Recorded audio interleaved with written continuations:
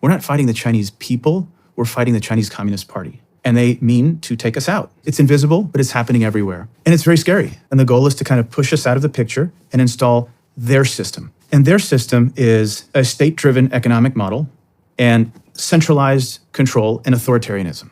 Our model is free market capitalism. These two systems are irreconcilable. China is not like anything we've faced before. It is an adversary.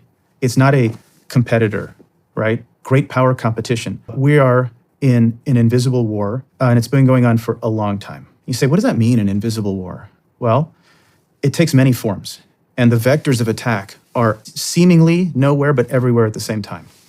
Intellectual property theft, okay? We lose more every year in intellectual property theft than in almost anything. Hundreds and hundreds of billions of dollars have been stolen by China to advance their manufacturing, to advance their dual-use technologies, to advance their military, and so forth. This is happening at universities. This is happening at companies.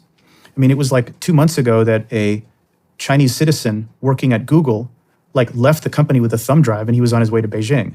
This is happening every day. You have Chinese scientists at Livermore Labs or wherever stealing stuff. So there's that element, which I think a lot of people understand. What people may not understand is China's ties to organized crime and to money laundering operations. The Chinese at this point have as much, if not more power than the cartels because they are the money bags behind everything. We lose, 100,000 people to fentanyl every year? Mm-hmm. In World War II, we lost, 400,000 people? We're losing a quarter of the people we lost in World War II every year.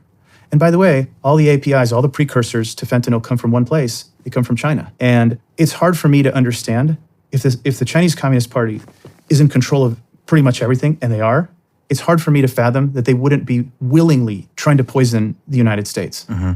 It's deliberate. Mm-hmm. So there's that. We have, across the world, the United States being thwarted by the likes of Iran, Hezbollah, Hamas, certainly Russia, in this hemisphere, Venezuela.